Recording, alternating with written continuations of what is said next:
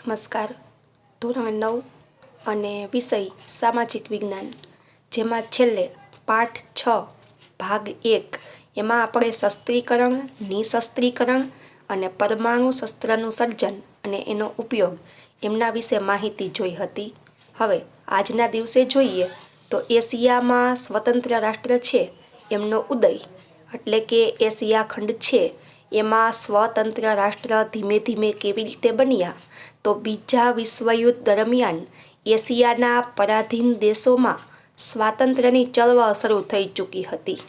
કે બીજું વિશ્વયુદ્ધ ચાલતું હતું ત્યારે એશિયાના જે પરાધીન એટલે કે ગુલામ દેશો છે એમાં ધીમે ધીમે સ્વતંત્ર થવાની ચળવળ શરૂ થઈ ગઈ હતી. ભારતમાં બ્રિટિશરોની ભેદભાવભરી નીતિને કારણે આઝાદીની સાથે ભારતના બે ભાગલા પડ્યા અને ભારત અને પાકિસ્તાન એમ બે સ્વતંત્ર રાષ્ટ્ર અસ્તિત્વમાં આવ્યા. કે ભારતમાં બ્રિટિશરો છે એમની ભેદભાવભરી નીતિ કે ભારતના ભોગે ઇંગ્લેન્ડને સમૃદ્ધ બનાવવાની નીતિને કારણે આઝાદી પછી ભારતના બે ભાગ પડ્યા અને ભારત અને પાકિસ્તાન એમ બે સ્વતંત્ર રાષ્ટ્ર અસ્તિત્વમાં આવ્યા. આઝાદીની લાંબી લડત પછી ભારત દેશ 1947માં આઝાદ થયો. કે ભારતે આઝાદી માટેની લાંબી લડત ચલાવી અને 1947માં આઝાદ થયો. એ જ રીતે બ્રિટન સાથે કેટલાક રાષ્ટ્રોએ સંઘર્ષ કરી અને સ્વતંત્ર બન્યા, જેમાં મ્યાનમાર અને શ્રીલંકા 1948. કે ભારત પછી કયા દેશ સ્વતંત્ર બન્યા, તો મ્યાનમાર એટલે કે બર્મા અને શ્રીલંકા 1948, ઇન્ડોનેશિયા 1949માં સ્વતંત્ર થયા. તેમાં સંયુક્ત રાષ્ટ્રનો ફાળો મહત્વનો હતો. એશિયાઈ દેશો લાઓસ, કંબોડિયા પણ સ્વતંત્ર બન્યા. આફ્રિકામાં સ્વતંત્ર રાષ્ટ્રનો ઉદય બીજા વિશ્વયુદ્ધનું આફ્રિકાના પરાધીન દેશો માટે સુખદ પરિણામ આવ્યું. કે બીજા વિશ્વયુદ્ધ પછી આફ્રિકાના ગુલામ દેશો ધીમે ધીમે આઝાદ થવા લાગ્યા. મહાયુદ્ધ પૂરું થયું ત્યારે ફક્ત એબિસિનિયા એટલે કે ઇથોપિયા, દક્ષિણ આફ્રિકા સંઘ, ઇજિપ્ત સ્વતંત્ર હતા. કે મહાયુદ્ધ પૂરું થયું ત્યારે એબિસિનિયા, દક્ષિણ આફ્રિકા સંઘ અને ઇજિપ્ત સ્વતંત્ર હતા. બીજા વિશ્વયુદ્ધ દરમિયાન અને પછી એશિયાના દેશોમાં ચાલી રહેલી સ્વતંત્રતા માટેની ચળવળો વેગીલી બની અને સ્વાતંત્ર્યની માગણી કરવા લાગી. કે બીજા વિશ્વયુદ્ધ પછી એશિયાના દેશો છે એ ધીમે ધીમે સ્વતંત્ર થવા માટે ચળવળ ચલાવવા લાગ્યા અને સ્વાતંત્ર્ય માટે માગણી કરવા લાગ્યા. પરિણામ એ આવ્યું કે 1951થી 1966 સુધીના 16 વર્ષના ગાળામાં આફ્રિકાના 40 જેટલા નાના મોટા દેશ સ્વતંત્ર બની ગયા. કે ધીમે ધીમે પરિણામ એ આવ્યું કે 1951થી 1966 સુધીના 16 વર્ષના સમયગાળામાં આફ્રિકાના 40 જેટલા નાના મોટા દેશ સ્વતંત્ર બની ગયા.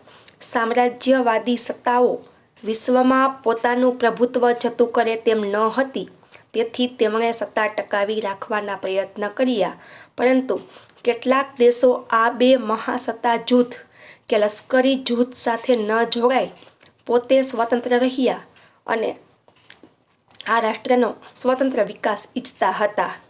કે સામ્રાજ્યવાદી સત્તા હજી વિશ્વમાં પોતાનું પ્રભુત્વ જમાવી રહી હતી અને પોતાની સત્તા ટકાવી રાખવાનો પ્રયત્ન કરી રહી હતી.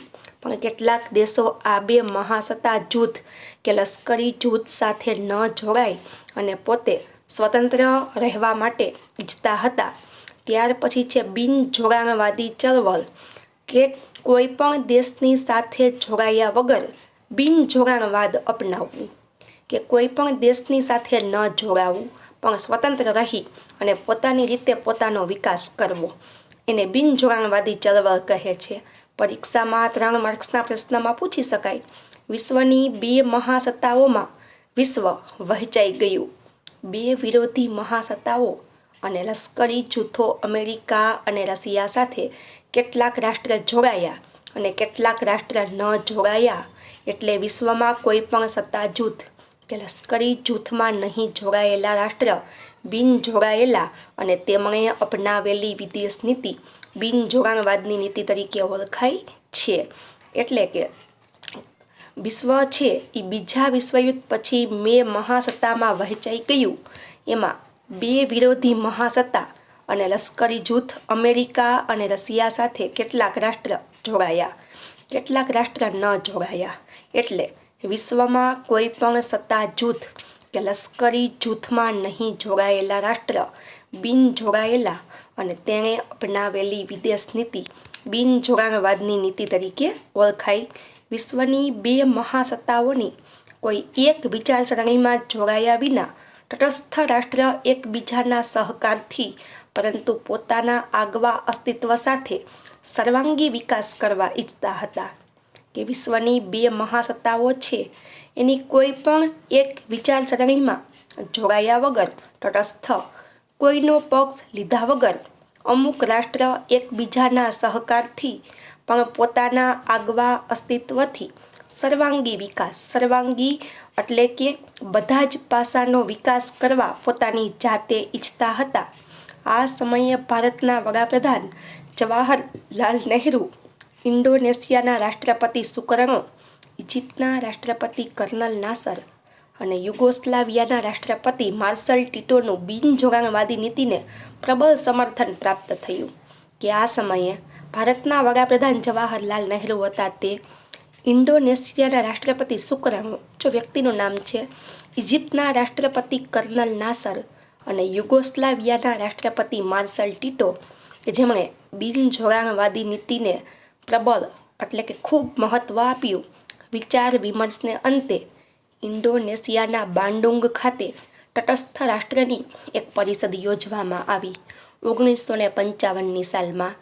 કે અમુક પ્રકારના વિચાર કરી બિનજોડાણવાદની નીતિ અપનાવવા માટે ઇન્ડોનેશિયાનું બાન્ડુંગ નામનું શહેર છે ત્યાં તટસ્થ રાષ્ટ્ર એટલે કોઈની વિચારસરણીમાં જોડાયા વગરના દેશો છે એમણે 1955માં એક પરિષદ બોલાવી. આ પરિષદમાં એશિયાના 23 અને આફ્રિકાના 6 દેશો છે એમના પ્રતિનિધિઓએ હાજરી આપી હતી. પરિષદે વિશ્વના ગરીબ દેશોની વચ્ચે સાંસ્કૃતિક અને આર્થિક સહકાર વધારવાનું અને સામ્રાજ્યવાદનો વિરોધ કરવાનું ધ્યેય જાહેર કર્યું. કે આ પરિષદ છે એમણે વિશ્વના ગરીબ દેશો છે એમની વચ્ચે સાંસ્કૃતિક અને આર્થિક સહકાર વધારવાનું અને સામ્રાજ્યવાદનો વિરોધ કરવાનું ધ્યેય જાહેર કર્યું. આ પરિષદમાં તટસ્થ દેશોના સંગઠન માટેનું માળખું અને ભવિષ્યની કામગીરી નક્કી કરવામાં આવી. કે આ પરિષદ છે જેમાં તટસ્થ દેશો છે એના સંગઠન માટેનું માળખું અને ભવિષ્યની કામગીરી નક્કી કરવામાં આવી. 1961માં બેલગ્રેડ ખાતે યોજાયેલી પરિષદમાં વિધિસર રીતે બિનજોડાણવાદી આંદોલન, જેને અંગ્રેજીમાં નોન એલાઇનમેન્ટ મૂવમેન્ટ નામની સંસ્થાની સ્થાપના કરવામાં આવી. કે 1961ની સાલમાં તટસ્થ દેશો છે એમણે બેલગ્રેડ નામના શહેરમાં જે પરિષદ યોજાઈ હતી એમાં બિનજોડાણવાદી આંદોલન, જેને નોન અલાઇનમેન્ટ મૂવમેન્ટ કહે છે, એમની સ્થાપના કરી. પ્રથમ વડાપ્રધાન પંડિત જવાહરલાલ નહેરુના નેતૃત્વ નીચે ભારતે બિનજોડાણવાદની વિદેશ નીતિ અપનાવી. બિનજોડાણવાદી ચળવળને મૂલ્યવાન નેતૃત્વ પૂરું પાડ્યું. કે ભારતમાં તે સમયે પંડિત જવાહરલાલ નહેરુ છે એણે બિનજોડાણવાદની નીતિ અપનાવી અને બિનજોડાણવાદી ચળવળને નેતૃત્વ પૂરું પાડ્યું.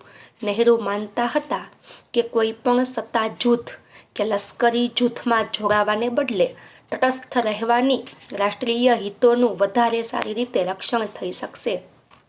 કે નહેરુ માનતા હતા કે કોઈ પણ સત્તા જૂથ કે લશ્કરી જૂથમાં જોડાવાને બદલે તટસ્થ રહેવાની અને રાષ્ટ્રીય હિતોનું વધારે સારી રીતે રક્ષણ કરી શકાશે. ભારતની એ માન્યતા રહી છે કે વિશ્વનું બે હરીફ સત્તા જૂથો લશ્કરી જોડાણોમાં વિભાજન વિશ્વ શાંતિ માટે ખતરારૂપ અને આંતરરાષ્ટ્રીય સહકાર માટે હાનિકારક છે.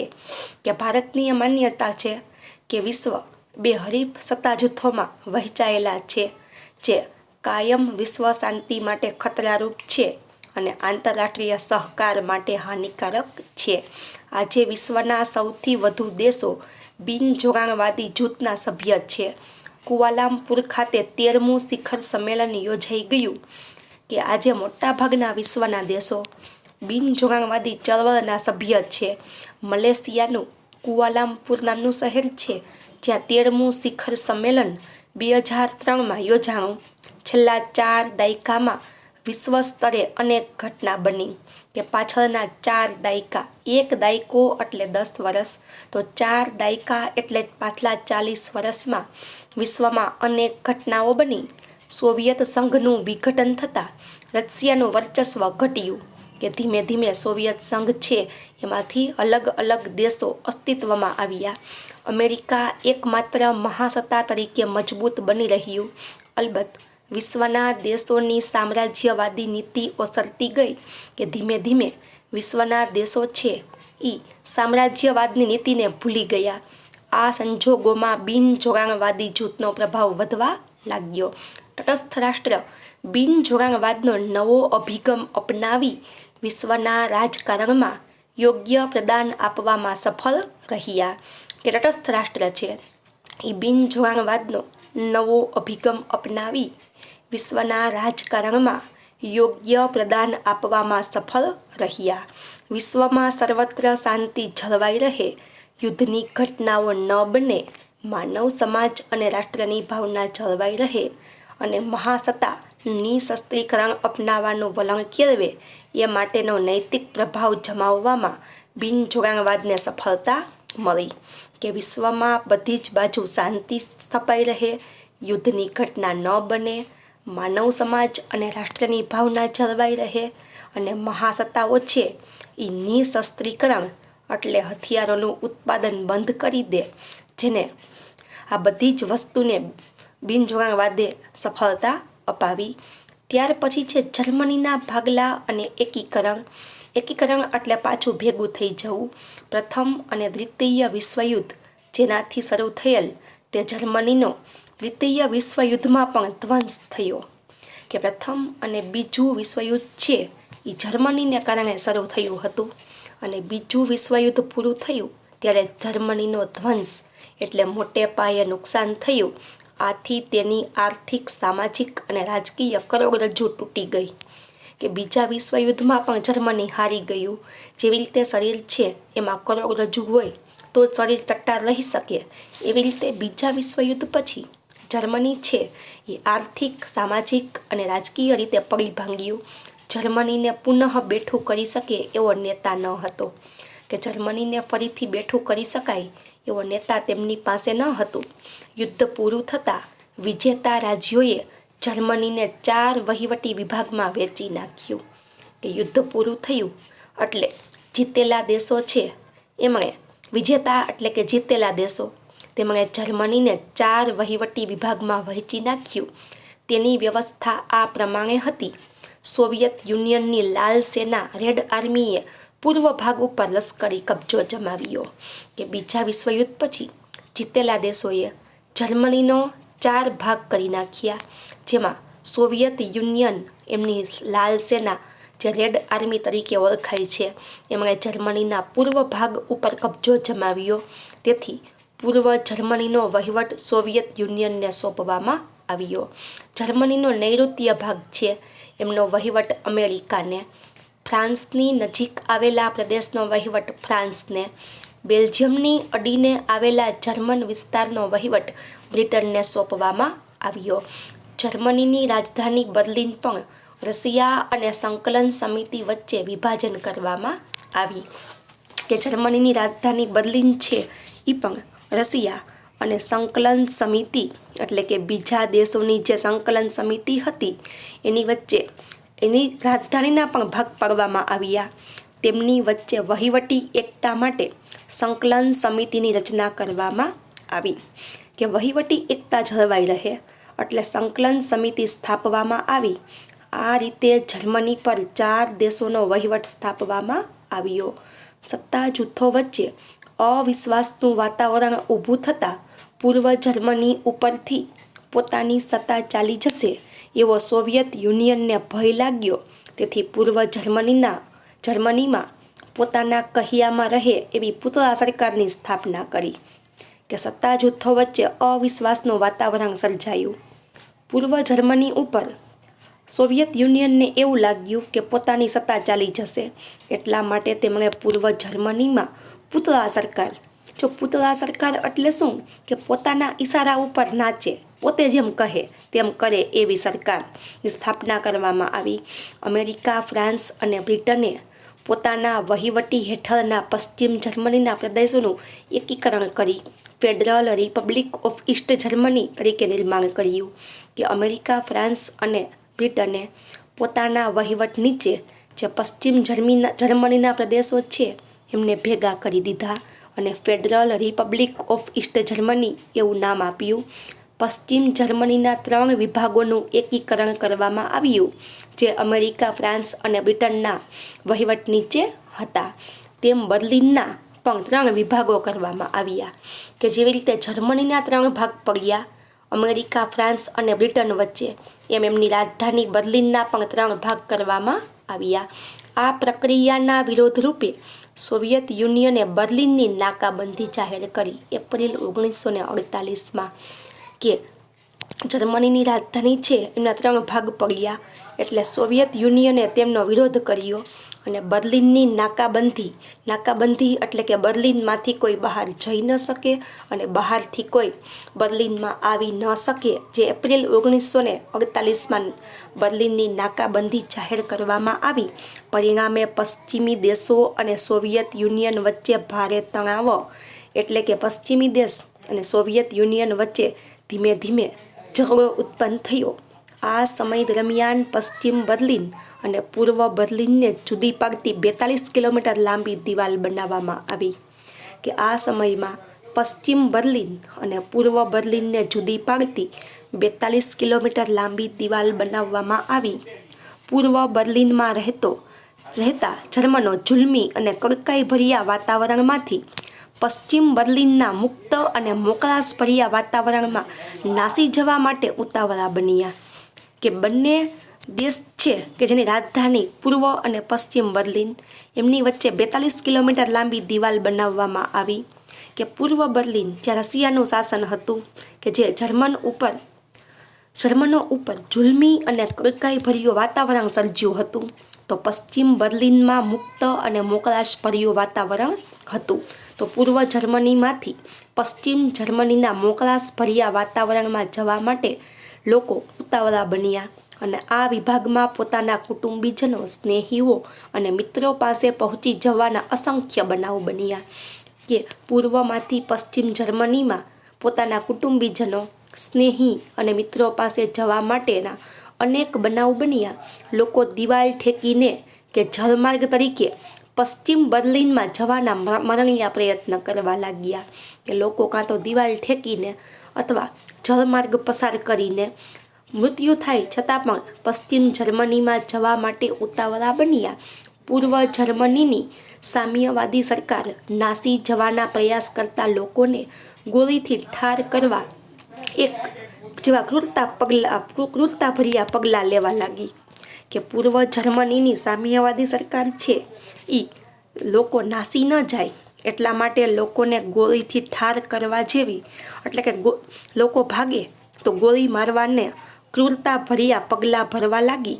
આમાં ઘણા લોકોએ જાન ગુમાવ્યા. ત્યાર પછીના 4.5 દશકાના સમયમાં પશ્ચિમ જર્મનીએ ખૂબ જ વિકાસ કર્યો. કે આ ઘટના પછી 45 વર્ષના સમયગાળામાં પશ્ચિમ જર્મનીએ ખૂબ વિકાસ કર્યો. તેણે આર્થિક અને અન્ય ક્ષેત્રોમાં સિદ્ધિ પ્રાપ્ત કરી, જેને જર્મન ચમત્કાર કહે છે. કે પાછળથી પશ્ચિમ જર્મનીએ ખૂબ વિકાસ કર્યો, આર્થિક અને બધા ક્ષેત્રમાં સિદ્ધિ મળી, જેને જર્મન ચમત્કાર કહે છે. 1990 પછીના સમયમાં આંતરરાષ્ટ્રીય રાજકારણમાં મહત્વના અને દૂરગામી પરિવર્તન આવ્યા, જેને કારણે ઠંડા યુદ્ધના પ્રવાહો મંદ પડ્યા. કે 1990ના સમય સુધીમાં આંતરરાષ્ટ્રીય રાજકારણમાં મહત્વના અને દૂરગામી એટલે કે લાંબા ગાળાના પરિવર્તન આવ્યા, જેને કારણે ઠંડા યુદ્ધના પ્રવાહો મંદ પડી ગયા. સામ્યવાદી યુરોપના પૂર્વ દેશો અને પશ્ચિમ યુરોપના લોકશાહી તંત્ર ધરાવતા દેશો વચ્ચેનું અંતર ઘટવા લાગ્યું. કે સામ્યવાદી યુરોપ જેના પૂર્વના દેશો અને પશ્ચિમ યુરોપના દેશો જેમની વચ્ચે અંતર ઘટવા લાગ્યું તેમની વચ્ચેના અવરોધ સમૂહ લોખંડી આવરણ અદૃશ્ય થઈ ગયું. કે બંને વચ્ચેનું જે લોખંડી આવરણ એટલે કે જે લોકો વચ્ચે જે દિવાલ ઊભી થઈ હતી વિચારો ન મળવાની એ અદૃશ્ય થઈ ગઈ. પરિણામે સોવિયત સંઘનું વિઘટન થયું અને પૂર્વ જર્મની અને પશ્ચિમ જર્મની વચ્ચેની કડવાશ ઊભી થાય એવા કોઈ મુદ્દા ન રહ્યા. કે ધીમે ધીમે પૂર્વ અને પશ્ચિમ જર્મની છે એમની વચ્ચે જે લોખંડી આવરણ હતું તે દૂર થઈ ગયું. સોવિયત સંઘનું વિઘટન થઈ ગયું અને પૂર્વ અને પશ્ચિમ જર્મની વચ્ચે કડવાશ ઊભી થાય એવા કોઈ મુદ્દા ન હતા. આથી બંને દેશો વચ્ચે વાટાઘાટ થઈ અને પરિણામે બંને જર્મનીનું એકીકરણ કરવામાં આવ્યું. કે બંને દેશ વચ્ચે વાટાઘાટ એટલે ઊંડાણપૂર્વક ચર્ચા કરવામાં આવી અને બંને જર્મની છે જેને 3 ઓક્ટોબર 1990માં ભેગા કરવામાં આવ્યા. બર્લિનની દિવાલ જે જર્મન પ્રજાના દુઃખ, વિયોગ, સંતાપ અને કરુણા અને ક્રૂરતા ભર્યા જોર જુલમના પ્રતિકરૂપ હતી એને હર્ષ અને ઉલ્લાસથી લોકોએ તોડી નાખી. કે બર્લિનની દિવાલ કે જેમાં જર્મન પ્રજાને દુઃખ, વિયોગ, સંતાપ, કરુણા અને ક્રૂરતા ભર્યા જોર જુલમના પ્રતિકરૂપ હતી એને લોકોએ હર્ષ અને ઉલ્લાસથી તોડી નાખી અને જર્મન લોકોએ પોતાના દિલનો આનંદ વ્યક્ત કર્યો. સંયુક્ત બનેલા જર્મનીએ 1990 પછીના દશકામાં ખૂબ ઝડપી પ્રગતિ કરી. કે સંયુક્ત જર્મનીએ 1990 પછી ખૂબ જ ઝડપથી પ્રગતિ કરી અને રાજકીય, આર્થિક, વેપાર, વાણિજ્ય, સામાજિક વગેરે ક્ષેત્રમાં પ્રગતિ સાધી તે યુરોપનું એક સાધન સંપન્ન રાષ્ટ્ર બની ગયું. ત્યાર પછી છે સોવિયત રશિયાનું વિઘટન. 20મી સદીના છેલ્લા દાયકા દરમિયાન સોવિયત યુનિયનના પ્રમુખ ગોર્બોચોવની ઉદારમતવાદી નીતિને કારણે સોવિયત યુનિયનની વિચારસરણીમાં પરિવર્તન આવ્યું. કે 20મી સદીના છેલ્લા 10 વર્ષ ચાલતા હતા ત્યારે સોવિયત યુનિયનના પ્રમુખ ગોર્બોચોવ વ્યક્તિનું નામ છે જેની ઉદારમતવાદી નીતિને કારણે સોવિયત યુનિયનની વિચારસરણીમાં પરિવર્તન આવ્યું અને સોવિયત યુનિયન રશિયાનું વિભાજન થયું. સોવિયત યુનિયનનું શાંતિપૂર્ણ વિઘટન એ વિશ્વ રાજકારણની શકવર્તી ઘટના ગણાય છે. કે સોવિયત યુનિયન શાંતિપૂર્ણ રીતે એમના દેશ છૂટા પડી ગયા એ વિશ્વ રાજકારણમાં શકવર્તી એટલે મહત્વની ઘટના ગણાય છે. મિખાઇલ ગોર્બોચોવ સામ્યવાદી પક્ષના નવા મહામંત્રી તરીકે સત્તા સ્થાને આવ્યા 11 માર્ચ 1989ના દિવસે. કે મિખાઇલ ગોર્બોચોવ છે એ સામ્યવાદી પક્ષના નવા મહામંત્રી બન્યા 11 માર્ચ 1989ના દિવસે. તે ઉદારમતવાદી એટલે કે બધાને સમાન નજરે જોતા હતા, ઉદારમતવાદી વલણ ધરાવતા હતા. રશિયાએ વિજ્ઞાન અને ટેકનોલોજીના ક્ષેત્રે ખૂબ સારી પ્રગતિ કરી અને અમેરિકા જેવી મહાસત્તા સામે શક્તિશાળી રાષ્ટ્ર બન્યું. ગોર્બોચોવની ગ્લાસનોસ્ત એટલે ખુલ્લાપણું અને પેરેસ્ટ્રોઇકા એટલે આર્થિક સામાજિક સુધારાની નીતિ રશિયન ભાષાના શબ્દ છે. કે ગોર્બોચોવની ગ્લાસનોસ્તની નીતિ. ગ્લાસનોસ્ત એટલે ખુલ્લાપણું, બધાને સમાન રીતે જોવા અને ખુલ્લાપણે બધાને સ્વીકારી લેવા. પેરેસ્ટ્રોઇકા જે પણ રશિયન ભાષાનો શબ્દ છે. આર્થિક અને સામાજિક સુધારા કરવાની નીતિને કારણે સોવિયત સમાજવાદી પ્રજાસત્તાક સંઘની સ્વાતંત્ર્ય મેળવવાની ઉત્કંઠા જાગતા સોવિયત સંઘના ઘટક રાજ્ય એક પછી એક સ્વતંત્ર બનવાની ઘોષણા કરવા લાગ્યા. કે સોવિયત સંઘ છે એમાં પ્રજાસત્તાક સંઘ છે એ સ્વતંત્રતા મેળવવા માટે ધીમે ધીમે આગળ આવવા લાગ્યા. ઉત્કંઠા જાગી એટલે કે ધીમે ધીમે સ્વતંત્ર બનવા માટે આગળ આવ્યા અને સોવિયત સંઘના ઘટક રાજ્ય કે સોવિયત સંઘના રાજ્ય છે એ એક પછી એક સ્વતંત્ર બની ગયા અને એમની પ્રક્રિયા શરૂ થઈ અને સ્વતંત્ર થવાની ઘોષણા એટલે કે જાહેરાત પણ થઈ ગઈ. ધીરે ધીરે સોવિયત યુનિયનના વહીવટી તંત્ર પર સામ્યવાદી પક્ષ, અમલદારશાહી અને લાલ સેના રેડ આર્મીની પકડ ઢીલી પડવા લાગી. કે ધીમે ધીમે સોવિયત યુનિયનનો વહીવટ છે એના ઉપર સામ્યવાદી પક્ષ, અમલદારશાહી અને લાલ સેના એટલે કે રેડ આર્મીની પકડ ઢીલી પડવા લાગી. સોવિયત યુનિયનના વિભાજનની પ્રક્રિયા શરૂ થઈ 1990માં અને સોવિયત યુનિયનના ભાગ પડવા લાગ્યા અને અલગ અલગ દેશ સ્વતંત્ર બનવા લાગ્યા. 1990માં છેવટે દેશના કુલ 15 રાજ્યમાંથી 14 રાજ્ય સ્વતંત્ર બની ગયા અને વિઘટનની ઘટના પૂરી થઈ કે છેવટે સોવિયત યુનિયનના 15 રાજ્યમાંથી 14 રાજ્ય સ્વતંત્ર બની ગયા. વિઘટનની પ્રક્રિયા પૂરી થઈ ડિસેમ્બર 1991માં. આમ સોવિયત રશિયાનું વિઘટન એ પણ વિશ્વ રાજકારણની મહત્વની ઘટના છે કે ના રાજ્ય સ્વતંત્ર બની અને દેશ તરીકે પોતાનો વિકાસ છે તે કરી શક્યા. તો આજના દિવસે આપણે આટલી માહિતી જોઈ. હવે નવા વિડીયો લેક્ચરમાં પાઠ 6 અને ભાગ 3 એમની માહિતી છે તે મેળવશું.